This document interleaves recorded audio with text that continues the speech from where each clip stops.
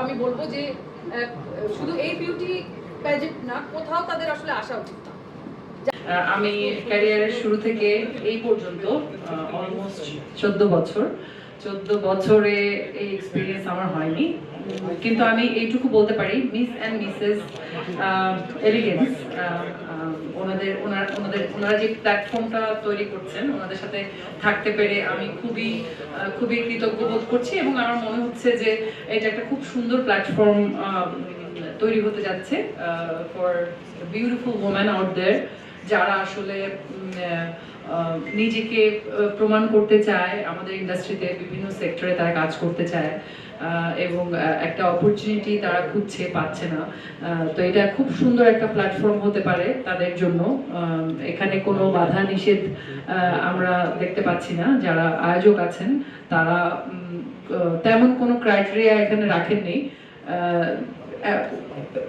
Married, unmarried, so married ওম্যানরাও চাইলে এখানে apply করতে পারবেন এবং আমরা তাদের জন্য আলাদা ক্রাউনিং এর ব্যবস্থা আছে। এটা আমাকে সবচেয়ে বেশি মানে খুব ভালো লেগেছে, আমাকে সবচেয়ে বেশি ইন্সপায়ার করেছে। সো এটা অনেক ইন্সপায়ারিং যে তারা মিস এবং মিসেস এখানে দুটো ক্রাউনিং এর ক্রাউন তারা রেখেছেন, বেস্ট মিস এবং বেস্ট মিসেস এর জন্য।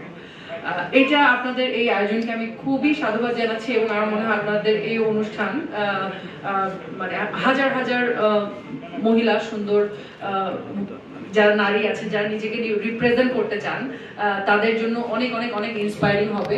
এবং আমি নিজেও একটা বিউটি প্যাজেন্ট থেকে আজকে এখানে আপনাদের সবার সামনে দাঁড়িয়ে আছি, আমি কাজ করছি, আমার একটু হলেও অভিজ্ঞতা আছে। আমাকে ওনারা এখানে ডেকেছেন জাজ হিসেবে। আমি আসলে জানি না আমি কি জাজ করব, আমার জাজ করার যোগ্যতা হয়েছে কিনা, কিন্তু আমি চেষ্টা করব আসলে যার ভিতরে ওই কনফিডেন্স আছে, ওই প্যাশন আছে কাজ করার জন্য বা ইন্ডাস্ট্রিতে একটা কন্ট্রিবিউশন রাখার জন্য।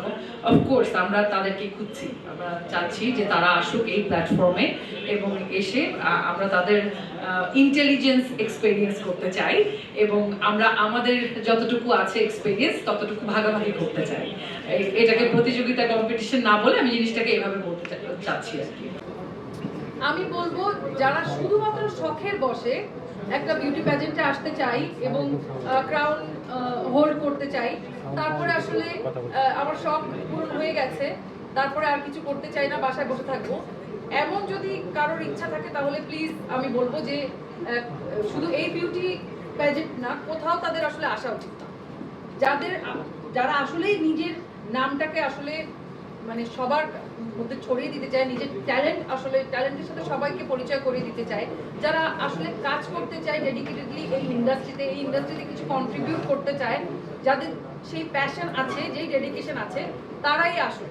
তা না হলে শখের বসে একজন মানে মাথায় ক্রাউন নিয়ে আসলে চলে যায়, কিন্তু দেখা যায় যে ইন্ডাস্ট্রিতে তারা সাস্টেইন করে না, কাজের সময় আসলে খুঁজে পাওয়া যায়, মানে অনেকেই কাজের সময় খুঁজে পাওয়া যায় না। কয়জন মানুষ আমরা কাজ করছি ইন্ডাস্ট্রিতে এখন, আমরা মানে অনেক আগে থেকেই অনেক বিউটি প্যাজেন্ট হয়ে আসছে, কিন্তু আমরা কাজ করছি বিউটি প্যাজেন্ট থেকে কয়জন?